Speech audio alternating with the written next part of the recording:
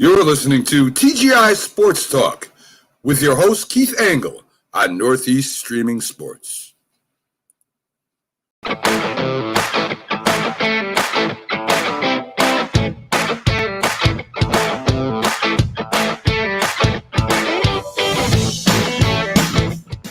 Good evening, everybody. Keith Angle for TGI Sports Talk College Football Huddle. How are you guys tonight?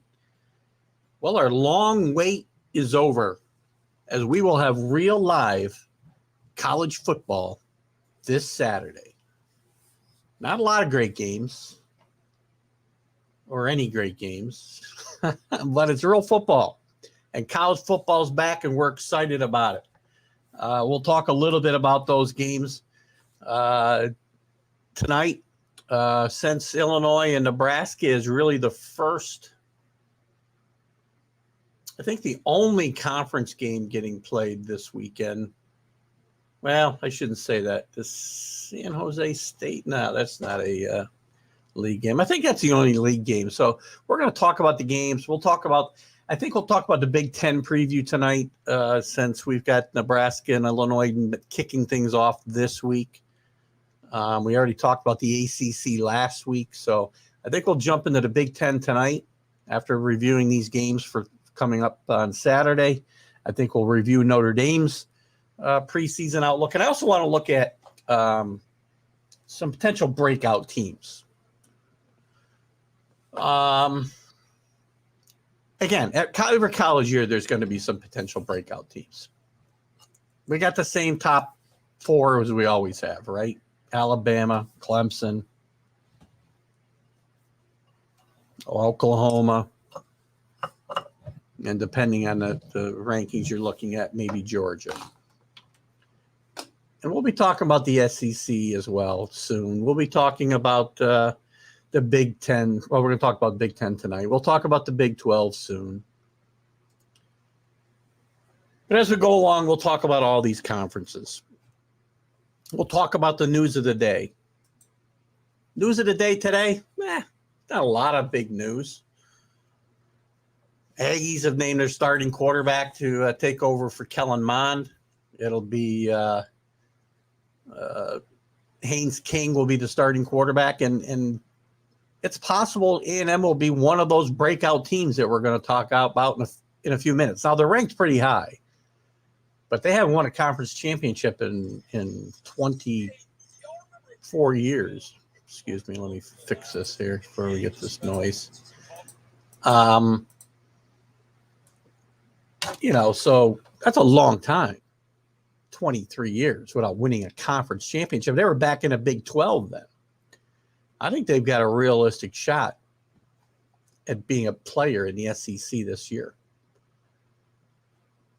And again, we'll talk about Notre Dame as well. Let's take a quick look at I was talking about a couple other things in the news. Was there anything else in the news I really wanted to talk about? Not really. The Big 12 is going to talk about their expansion plans by the end of the week. We don't know that they're going to expand or not expand. They've entered in this really gray alliance with the Big 12 and the ACC out there in the Pac-12, and nobody even knows what the particulars are.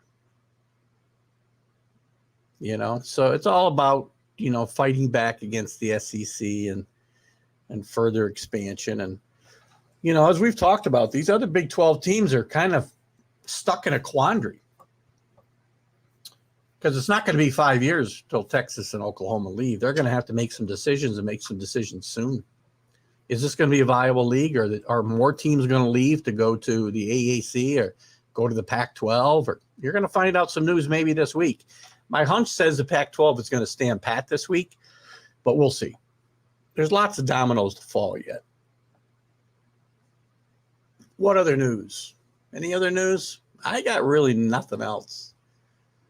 I mean, there's some other quarterback news. Obviously, Notre Dame's going to have a starter. We're going to talk about them pretty soon. Let's jump into real quickly. I want to jump into some potential breakout teams. We'll look at this week's games coming up soon. We're going to preview the Big 12 or the Big 10 because they've got the only league game of note this year. But here's just a handful of teams that could have a chance to break out this year that you may not be thinking about. Now, it doesn't mean they're not ranked this year, but they've had their struggles getting over the hump here the last few years. Texas A&M. Again, they haven't won a Big 12 championship or a championship since the Big 12 championship in 1998. They haven't won a national championship since 1939. But last year, A&M was 9-1 with their only loss at Alabama. And I think this team is better. Jimbo Fisher is a really good coach. Jimbo Fisher thinks he's going to have a better year with Haynes King at quarterback than he had with Kellen Mond. And if they can get over the Alabama hump, it's very possible that this team can win the SEC. Not just the SEC division, West Division that they're in. I forget what division they're in now. Sorry. I had this up here a second ago. Let me go to it real quick here. I'll go to, we'll skip this one. Sorry, guys. It's been a long week already. It's only Wednesday. Real jobs are not fun some days. So anyway, A&M plays in the same division, the West, as Alabama. If they get by Alabama, they're going to win that division. I don't think there's any other contenders. Maybe LSU bounces back. But A&M as a team, if they get past Alabama this year, I see them going to the ACC or the SEC championship game and winning that game. That's team number one. Team number two. Again, a trendy pick. I don't like it myself. North Carolina.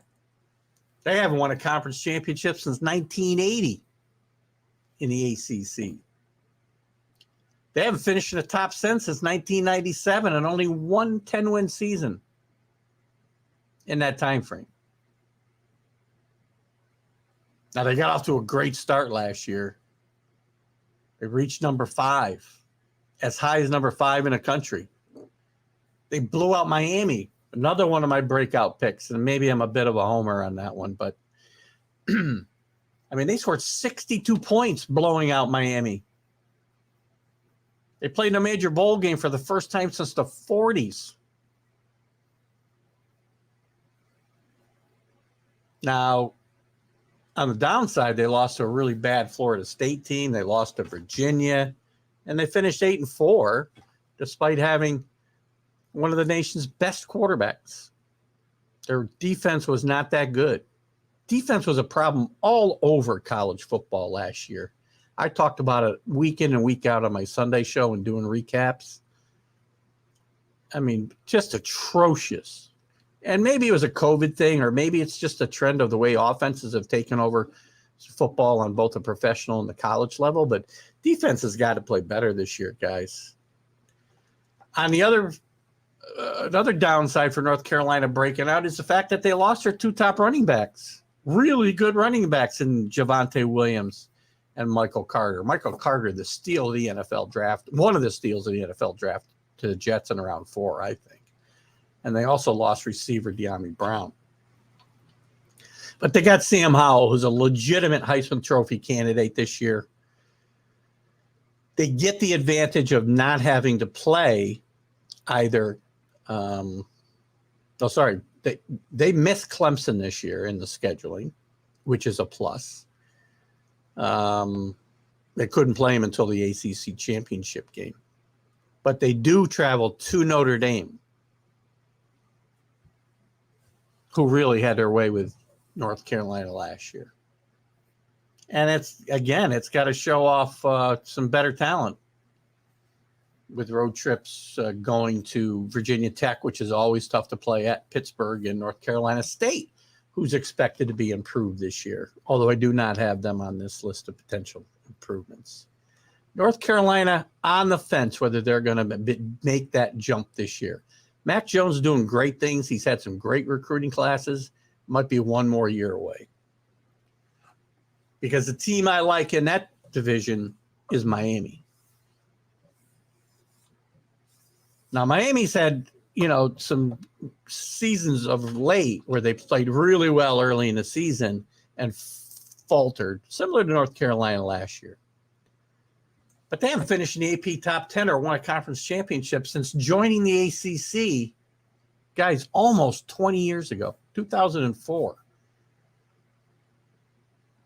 It's a remarkable drought, considering, they finished in the top 10, I think 12 of the season, 10 of the 12 seasons before that. And they won a national. They had top 5 finishes in 2000 and 2003. They've reached the top 10 in 4 of the last 5 years, but they've always finished horribly, including really bad performances in bowl games. Now, they do have the advantage of De'Aaron King coming back for a 6th season, a 6-year senior. And they return nearly every starter on offense. And they add Notre Dame transfer wide receiver Charleston Rambo. Nice addition. And almost the entire defense is back as well, which has been Miami's forte really the last few years. The offense is what's really let them down. And the defense in big moments has had some flops too. But I think this season will come down to a few things. The health of King. He got hurt late in the season last year. And he can't have that this year. If they're going to win, they need De'Aaron King healthy.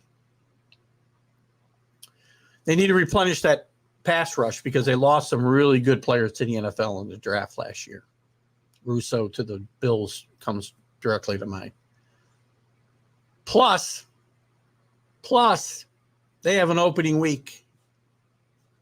Not this week, but opening week in 2 weeks, game against Alabama. At home. We might learn a lot about the Canes in that game. We might learn a lot about Alabama in that game. And they, in their favor, though, they don't actually have to play a real road game until October 16th in North Carolina. But they got killed by North Carolina last year. At home. But I think Miami's ready to play in the ACC championship game, probably against Clemson. Are they ready to win it? Time will tell. Next up for me, UCLA. They play this weekend, 17.5-point favorite against Hawaii. Going to be a tough number to cover, but I think they'll win. UCLA, here's the trend they got to break. They've had 5 losing seasons in a row and hasn't finished ranked since 2014, haven't won a conference championship. Hard to believe out there in the Pac-10. UCLA has not won a championship since 1998. From 65 to 98, they finished ranked 20 times out of 34 seasons.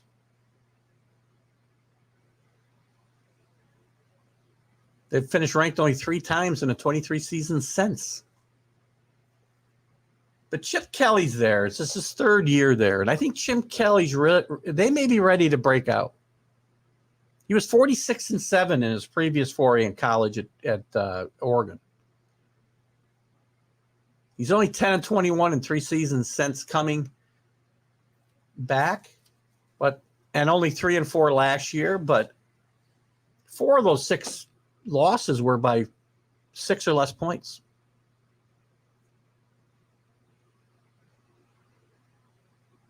They finished with a negative turnover margin, which is always a good sign. And they returned 20 starters, headlined by Dorian Thomas-Robinson, the quarterback. He flashed some really good potential last year. UCLA played some really good games. They played some really good games late in the season.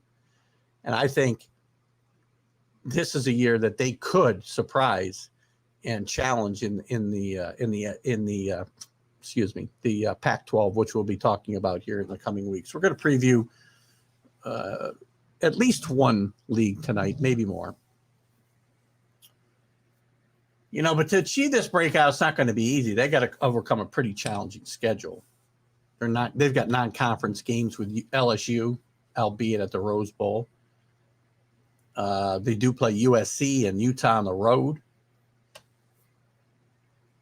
and Washington on the road, and Stanford on the road, and Oregon at home. So they better continue the improvement that they showed last year. And if they do, I think they will contend this year in the Pac-12 South and possibly play in that championship game. Hello, Dave Gayette. How are you tonight? Good to see you. Boston College had a not big expectations, but there were some expectations for this team last year, and COVID kind of threw everybody for a loop, as we know last year. The college football season was a disaster. Not as bad as the basketball season, but there was a lot of problems.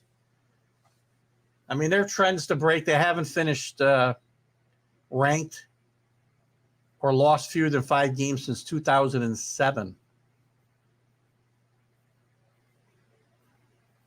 Only Wake Forest, Cal, Rutgers, Virginia, and Purdue have had longer streaks without finishing ranked in the AP poll. They haven't beaten a ranked opponent since 2014. But here's why I like them. They've existed in a state of mediocrity, hovering around 500. But Jeff Haley's injected a new energy into this program. And they've consistently been among the worst recruiters in Power 5 conferences. But they're improving their talent. They have very highly touted quarterback in Phil Jerkovic, who's been hurt on and off. And their loaded offensive line and go-to wide receivers, Zay Flowers, gives them a chance in almost every game. They've got a good path to leap forward from 6-5. They do play at Clemson, which is going to be a loss, but the rest of the slate's not that hard. Notre Dame's rotated off their schedule this year. They got Missouri coming in. They've got Virginia Tech coming in. They got Georgia Tech on the road. And Georgia Tech's not that good right now. So it's possible they will contend in that Atlantic Division. We'll see.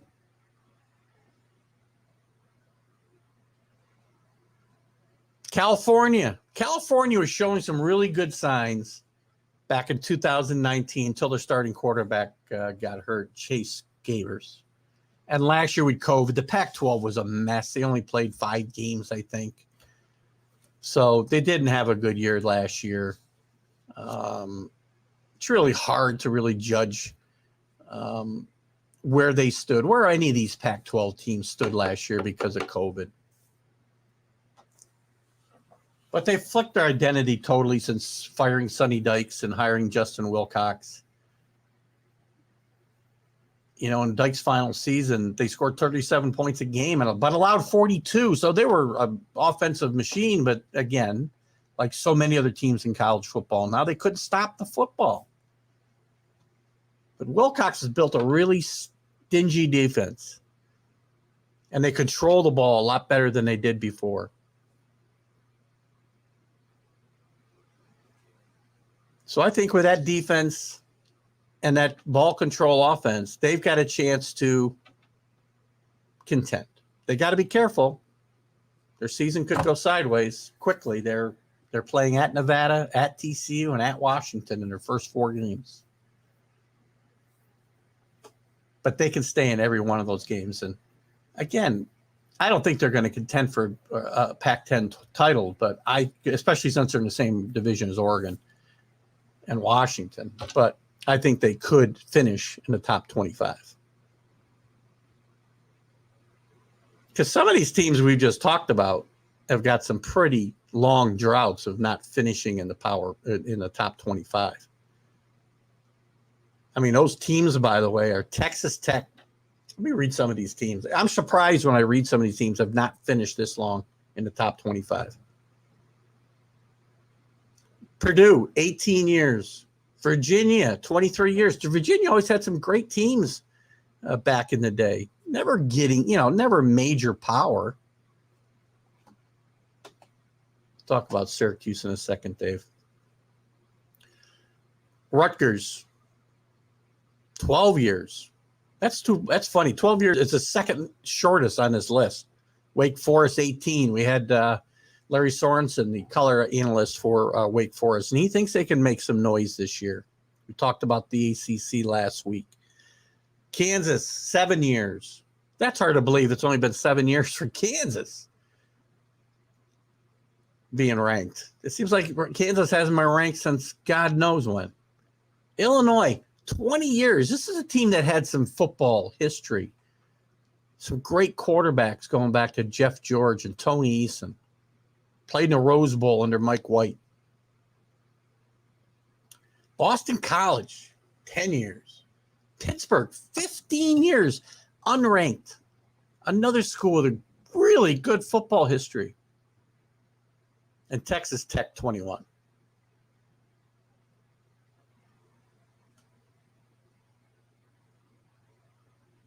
Kansas State's another team I can see making a jump. They played tough all last year. They lost some really tough games. They've actually never finished ranked with any coach other than Bill Snyder as their head coach. But it's quite possible that this team will bounce back from their 4-6 stumble last year. They were 8-5 under Chris Kleiman in 2019. That included a win over Oklahoma. And again, and if I remember right, this team was really impacted by COVID as far as playing really shorthanded many, many times. And Skylar Thompson missed the last 7 games with an injury. So Kansas State could make some noise in the Big 12, which we'll be talking about in the coming weeks. And one other team I'll talk about, because from my favorite conference outside of, the ACC is not my favorite conference, even though Miami is my team. SMU from the AAC. They haven't won a conference championship or finished ranked in the AP poll since 1984. Remember this year they received the NCAA death penalty. Bobby Collins was the head coach. He had fouled Ron Meyer, and the team was just a nightmare of illegal recruiting violations, among other things. And they got the NCAA death penalty. And it's been a battle back since. They've had some good teams under June Jones previous to the new regime. But I think that this team, with Sonny Dykes, by the way, we just mentioned California had an offensive juggernaut, but could not stop teams from scoring.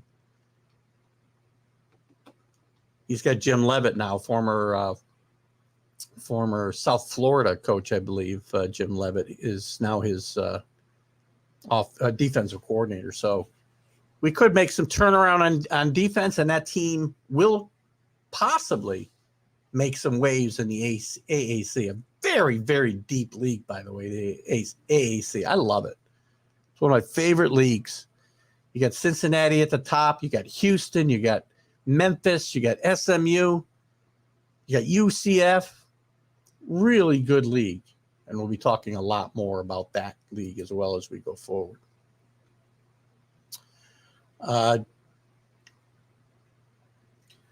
Dave Guyette is asking, how do I think Syracuse will do? I think Syracuse is going to struggle big time, Dave. I do think that they've got one of the best coaches in football in Babers, Dino Babers. But he's just got no talent. It's going to be a very tough road for Syracuse again this year. They had a horrible year last year. I really don't see them doing much this year either. They're starting the season off with a 2-quarterback system. Never a good sign. You know, the old adage is if you have 2 quarterbacks, you don't have any. And Tommy DeVito and Garrett Schrader are going to start off as the starters there. And that's just a bad sign. Just a bad sign for Syracuse. Again, last year was a bad year for Syracuse. And I don't see it getting much better as we head into 2021. They're playing in that tough ACC Atlantic Division. Clemson, an improved Boston College, an improved Louisville, probably going to be a really good North Carolina State team, and Wake Forest, which is a bit of a wild card.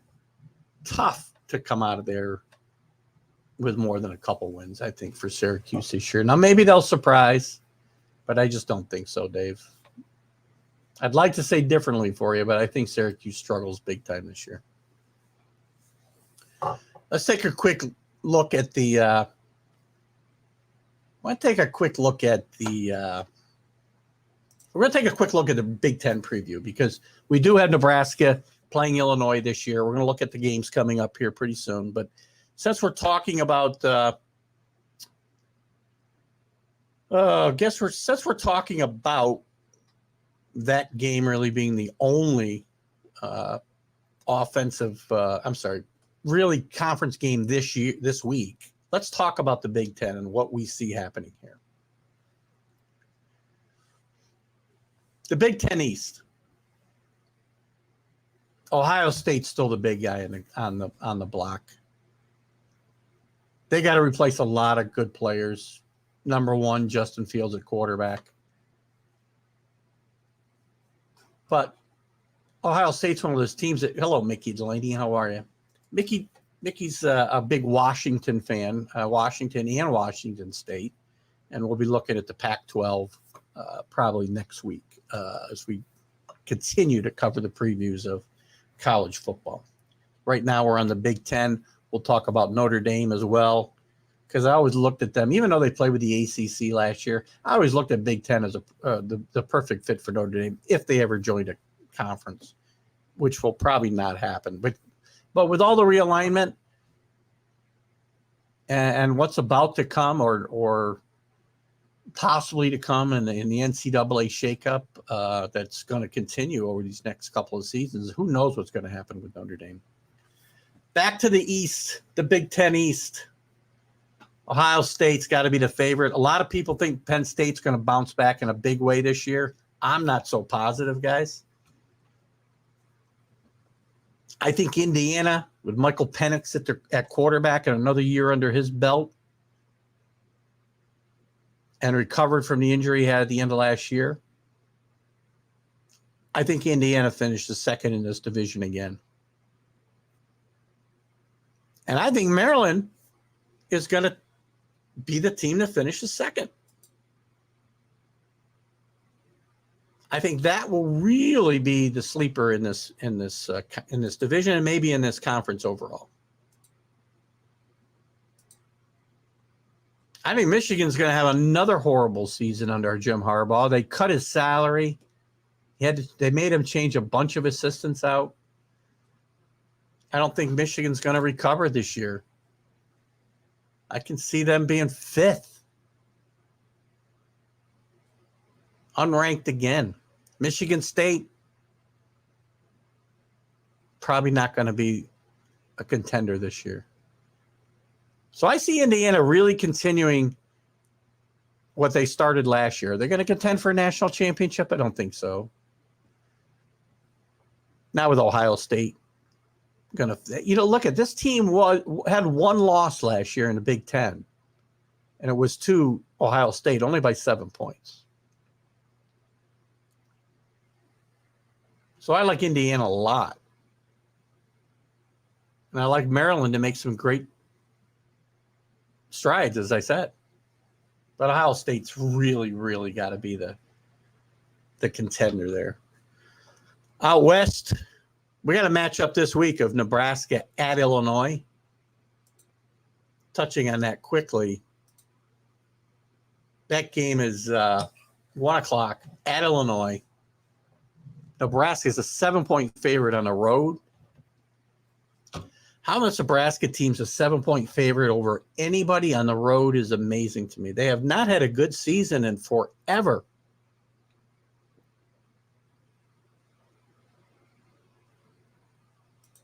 You know, I maybe I'm watching the wrong games.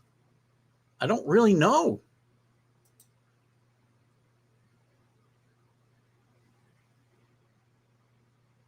So basically,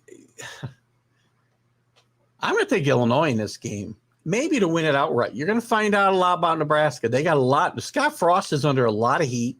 He's got a new AD in Trev Alberts, even though they were teammates back in the day when Scott Frost was the quarterback and Trev Alberts was a All-American linebacker, and Nebraska was still in its heyday. But I think both of these teams are at the bottom of this division. 6 and 7 depends on which way they finish. You know, where's the stars on this Nebraska team? Got enough experience maybe to be in a mix for a bowl game, but not compete in this Western. Is it the West? Yeah, the West. In Illinois with a new coach in Brett Bielema taking over for Lovie Smith. Brett Bielema, you know, had a great situation at Wisconsin, and he left there to go to Arkansas and left them in a wasteland.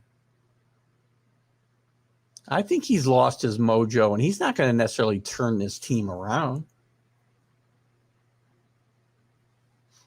At the top of this division, I think Wisconsin bounces back. But I don't think they're going to win a division. They're going to have a better year.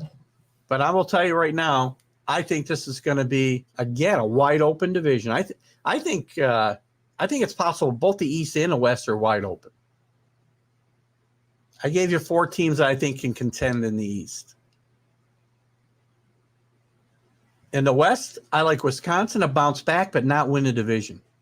I love Iowa. And they got a great running back in Tyler Goodson. And Kirk Ferentz's teams always play close, tough, physical games. They're not the prettiest team to watch play, but they're always in play. You get Northwestern, who had a really good year last year. Great coach of Pat Fitzgerald. Great coach. Really thought he'd make the jump to the pros this last year. And he may end up the coach of the Chicago Bears after this coming season. I thought it would happen last year if the Bears fired Charles Nagy, but they didn't. Not Charles Nagy, Matt Nagy. Charles Nagy was a pitcher back in the 80s. I think they'll struggle a little more this year, but they'll be in contention because I think a couple losses, you could win this division. Minnesota, PJ Fleck, had a great 2020 or 2019. And last year just was a season to forget. But again, with COVID, I have to some of these cases I have to overlook. So don't count out Minnesota. I think those 4 teams are going to be in a dogfight for the top of this division. I really do. And Purdue, Nebraska, Illinois, you know, also rants. Back to the East, I'm going to tell you that I think Ohio State's still the class of that division. And I think Indiana and Maryland, a surprise team. A lot of people picked them to finish last. I think they will surprise. I don't think they'll win the division, but I don't think they'll be in a dogfight behind Ohio State with Penn State and Indiana for that second and third slot, and possibly a New Year's Day bowl game. While Ohio State will be playing for a playoff spot, most likely.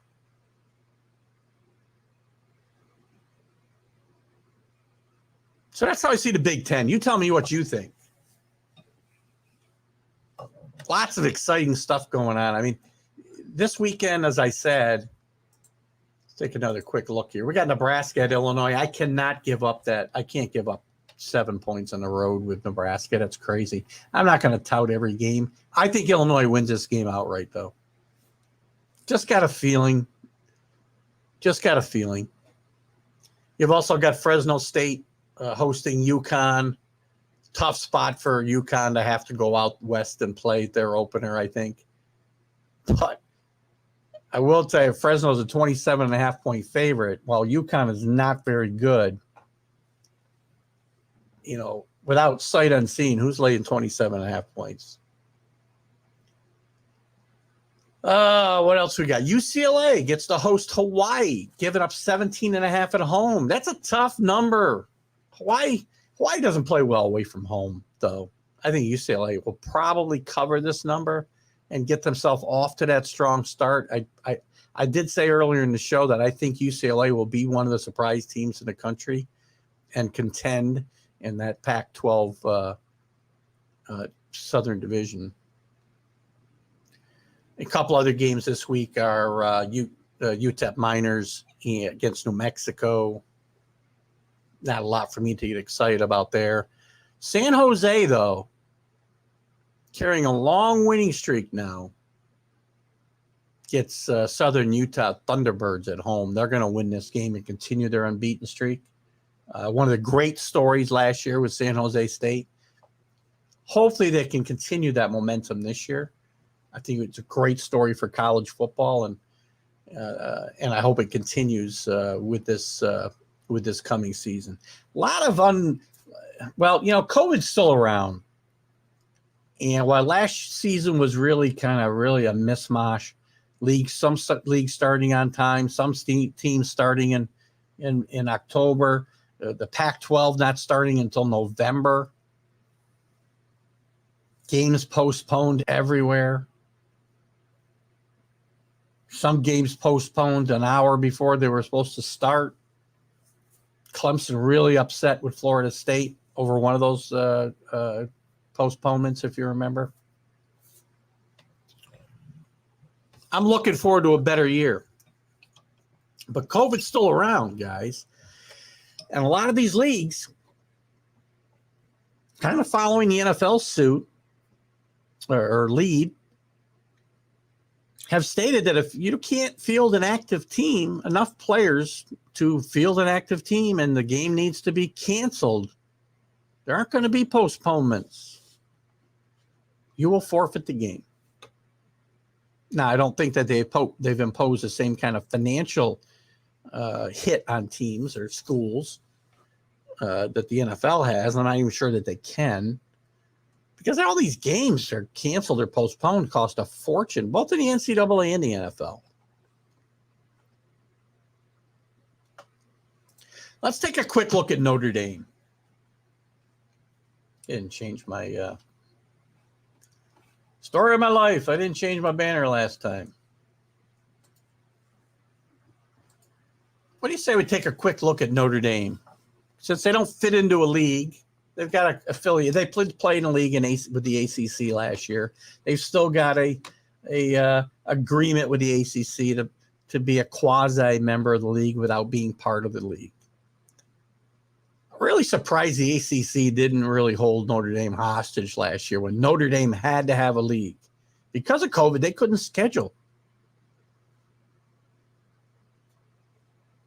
So the ACC accommodated them and let them into the league, and they had a great season in the ACC, as we all know. We all watched that great Notre Dame-Clemson game where Notre Dame came out on top. Both teams made it to the college football playoff. But I was a little surprised that the ACC didn't hold them hostage a little bit for more in the future. Twist their arm to join the league permanently. I mean, Notre Dame's got that TV contract. That's all theirs. It's all their money. You know, the SEC, the ACC, the Big 12, the Big 10, all these conferences with their own TV contracts are splitting it amongst, 12 or 14 or 16 teams now. Notre Dame splits it with nothing. Teams to the power, any conferences, go to a bowl game, doesn't matter. Pays out $14 million, let's say it's a Rose Bowl. Gets split between all the teams in the league. Notre Dame goes to a major bowl game or any bowl game, the money all goes in their pockets. What's Notre Dame's incentive to join a league? Well, maybe because they're always going to be in consideration. If they're good, they're always going to be in consideration for a 14 playoff, much less a 16 playoff that'll have 6 wild cards or at-large teams, if you will. So Notre Dame's got no incentive to join a conference now or maybe ever in the future unless that TV money dries up or unless the NCAA changes the way they handle payouts for bowl games. And that's liable to change with the whole playoff scenario changing as well. Another thing about the playoff, I don't see that being 5 years in the future either. I think you're going to see it in the next year, maybe 2. And maybe it won't be 12. Maybe it'll get to 16, which I still think is the best scenario. I want to see all these teams get a chance, right? I want to see, find my little clicker here for a second. I want to see Coastal Carolina. And I want to see Liberty get a chance to play in a playoff. And I don't care if they get blown out. I talked about this a couple of weeks ago. Who cares if Coastal Carolina or Liberty gets blown out in the first round? The chance that the little guy's got a chance to beat the big guy is enough incentive for me to watch that game instead of watching Notre Dame get blown out by Alabama or Clemson in the first round of a 4-game playoff. Give these teams a chance. You can still do it and still have 4 or 5 at-large teams and let every conference winner in.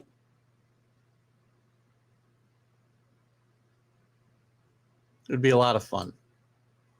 Let's get back to Notre Dame. Final ranking last year, 15.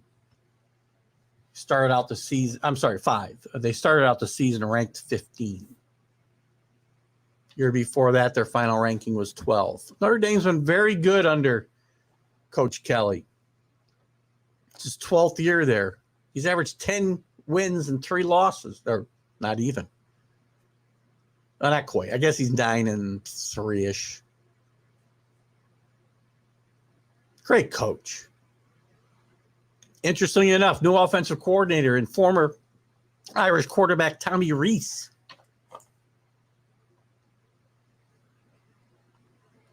Sorry, that was last year he came in. My bad. They played really well. I liked Ian Book a lot last year. I think he was very underrated. He was a guy the Patriots, my professional football team. If they hadn't gone the route of a Mac Jones in the first round, I would have liked to have seen them grab Ian Book in the later rounds and develop him. I like Ian Book. Very steady player. Can run the football a little bit. Going to be a tough guy to replace for the Irish. But they've got Wisconsin transfer Jack Cohn, who I got to believe is, going to be the main man all year long there. He got a chance to step in for the Badgers in 2018 when their starting quarterback got hurt, and he had some great moments. He had some nice moments when the job was all his in 2019. Completed 70% of his passes almost with 18 touchdowns. But last year was kind of a lost season, banged up. Younger guy, Graham Mertz, showed he was ready, and Wisconsin wasn't having a good year anyway.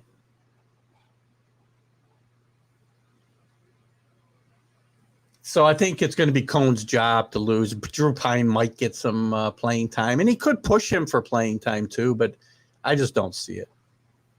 The receiving corps lost their top wideouts in McKinley and Skoranek. But Michael Mayer's still there, and he's one of the best tight ends in the country.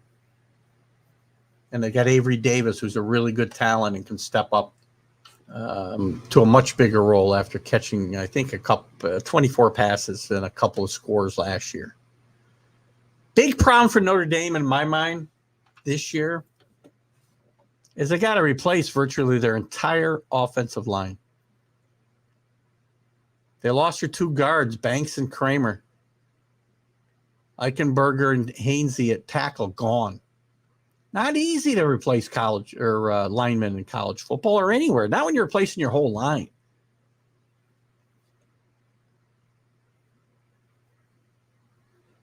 So, going to be a struggle for this year potentially for the Irish, at least getting out of the gate. And they got some good running backs. It's all a matter of how that offensive line plays. I mean, Tyrone Williams led the team with 1,125 rushings and 13 touchdowns last year. Chris Tyree brings a bunch of speed to the backfield.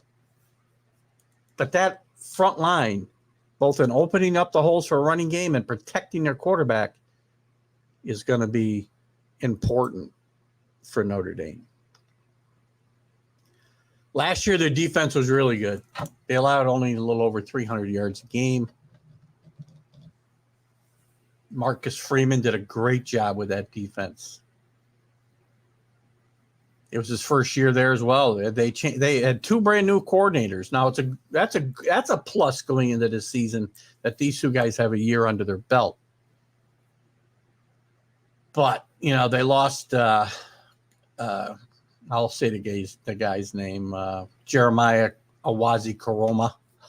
Another guy, the Patriots, I wish, again, if they'd gone the route of not taking the quarterback in the first round, I was kind of hoping they'd take a look at him. It's going to be hard for Notre Dame to replace him at linebacker. But they do have Drew White back in the middle, and he's just a tackling machine. Jack Kaiser will try to replace Koroma. Sorry, Notre Dame fans. You guys can please send me a message to tell me how to pronounce his name. The defensive front will probably be very strong, even though they have to move on without Delian Hayes and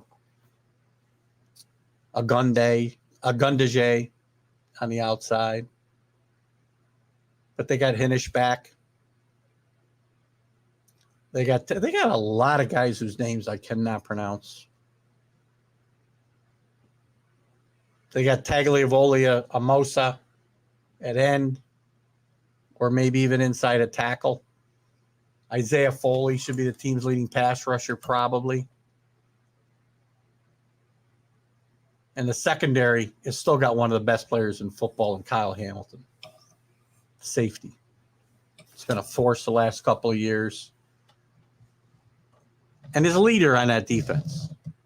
But he's also missing some veteran parts, as Sean Crawford and Nick McLeod are done. So you got Houston Griffin stepping up. Good size safety at 204 pounds. And he can be used in a variety of roles. And you got to mix in guys like Lewis and Bracey. But I see, overall, you look at this, and I see a Notre Dame team which, while still good, is nowhere near as good as last year.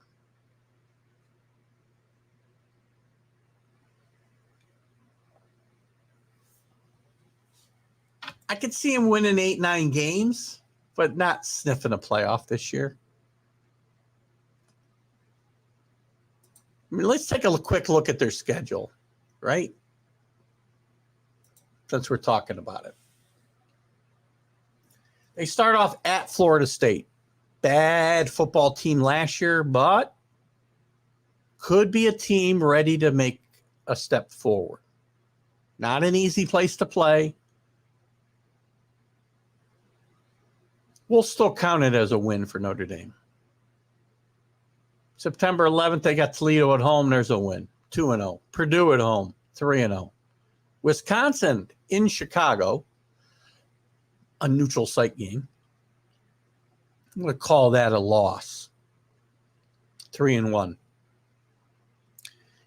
very interesting game, October 2nd, at home against Cincinnati. I love Cincinnati. I really like what they've done there over the years and what Fickle has done there. I love the AAC. I think the competition, as I've said over and over again, is very, very solid. And I could see Cincinnati giving them a run and potentially beating them. 3-2. At Virginia Tech. Virginia Tech's been on a rough roll lately. I'm going to give this win to the Irish. 4-2. They got USC at home. I'm going to call that a loss. USC's really good. Helton's got to really produce this year or he's going to finally get fired. 4-3. They got North Carolina, who I think is going to be better this year, but I think they got some tough games, including this one on the road at Notre Dame. I like them to beat North Carolina. 5-3. Navy, for years, a tough opponent for Notre Dame, but not so much recently. Navy's fallen on some hard times. Maybe they'll be bouncing back, but I don't see it. 6-3. At Virginia. Virginia with Bronco Mendenhall has made strides. Still very inconsistent. 500 has been their high water mark here recently. 7-3. Georgia Tech at home. Georgia Tech has really fallen on hard times as well after having some great years under Paul Johnson. And even before that, with Bobby Ross years ago. Some really good teams in the history of Georgia Tech, but they've really fallen on hard times. 8-3. And then they go to Stanford, who's just a shell of itself. David Shaw, still one of the great coaches in college football. Again, surprised he still has not moved on to the pros as well. David Shaw is just a great mind. But I see Notre Dame beating them at Stanford. 9-3 for the Notre Dame Fighting Irish. Probably good enough maybe to get themselves maybe a New Year's Day bowl. But I see them teetering just outside the top 10 or even at the 15 range.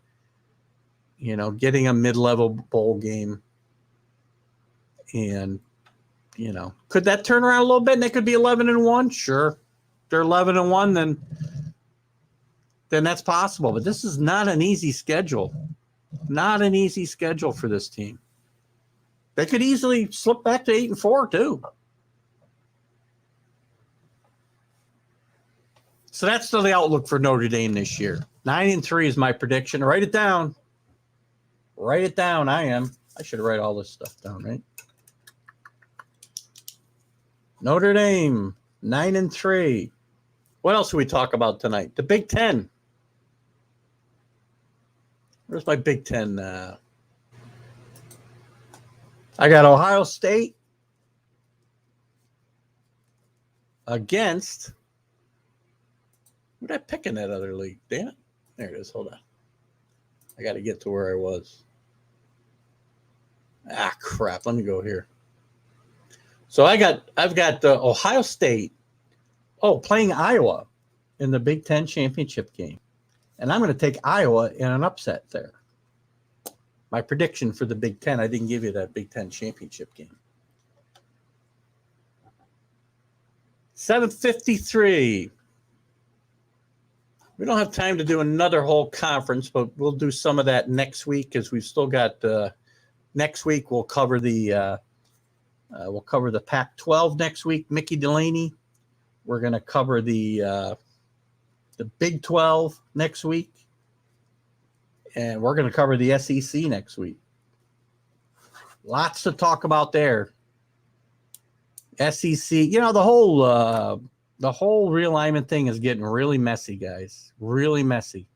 The SEC might have overreached by taking Oklahoma and Texas into an already dominant league, and now the rest of these leagues are kind of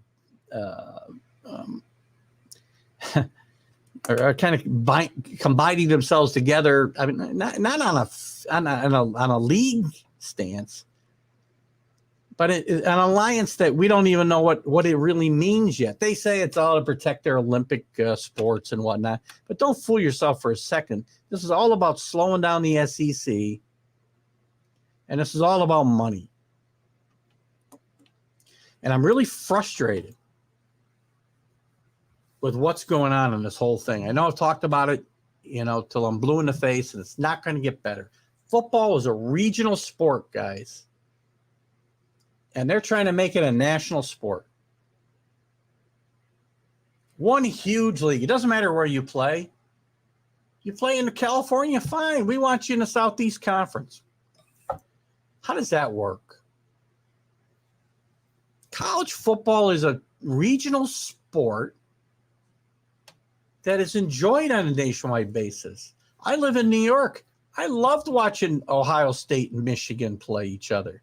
I loved watching the old Nebraska-Oklahoma games. What are some of the other great games? Games that I didn't need them to be in the Big East or the ACC to enjoy them watching them. You can sell football on a national level with regional competition. You're still going to get your great inter-rival games. You're still going to get your Miamis playing Notre Dame. You're still going to get your USCs playing Notre Dame.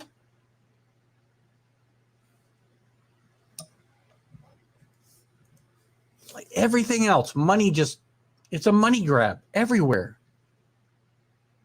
I mean, the SEC really want to go to a super conference of 32 teams? What do they want?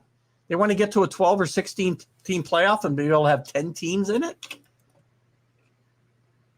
How's that good for college football? College football needs to go backwards, not forwards. I know that, I'm a caveman. I'm an old man yelling at the kids to get off my lawn. I'm sorry. But this is what college football was meant to be, a regional sport where the Clemsons and South Carolinas played every year.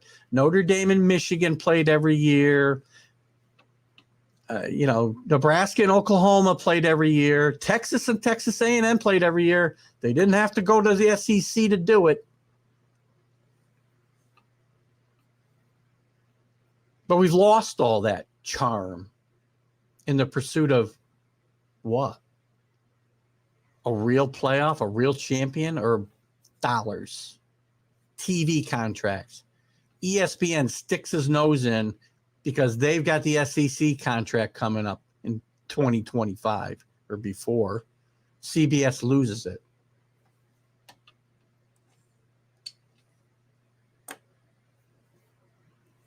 Why are TV networks dictating conference realignment? Tell me. It shouldn't be happening this way, guys. It should absolutely not be happening this way. The good news is this. The games are back. I'll give you my best bets every week. This week's a little tough. But I will tell you, I'll give you two teams. Take the points with Illinois at home against Nebraska and lay the points with UCLA against Hawaii. I think Chip Kelly wants to get off to a huge start, and I think they really, really, really, really want to put on a show here against Hawaii. And then in 2 weeks, guys, we got the real kickoff. Starts on Wednesday, September 3rd or 1st. We'll be on live that night with UAB and Jacksonville State. We won't be doing the game. We'll be live doing the show. We might go to an hour and a half next week because we're going to start having a lot to cover. We got games. We got a full slate of games. Guys, there must be 20 games on Thursday. Not sure why. Guess it's because it's a holiday weekend. But again, some really, really good games. You got some good matchups all weekend, topping it off Saturday night, September 4th, Clemson and Georgia in Charlotte, theoretically a neutral field. Going to be a great game. What a great way to kick off the college football season, guys. We're going to be here every Wednesday night. We're going to cover the games from the previous week. We're going to look at the games of the upcoming week, and we're going to talk about the big stories in football. And I will not let go of this realignment thing because it's driving me crazy. At least 3 more previews next week, maybe more, and more talk about some of my favorite leagues, the ACC, the AAC. Keith Angle for TGI Sports Talk right here on Northeast Streaming Sports Network. We'll catch you on the other side. Enjoy the games this weekend. We'll be here live next Wednesday. Catch me Friday with my interview show. We'll be talking to Philip Bosch, who wrote The Dog Days. We'll be reviewing the Yankees down years from 64 to 76. And Sunday we'll have our live Stream of Consciousness show. See you then. Have a great day. Keith Angle, TGI College Football Huddle. Have a great day.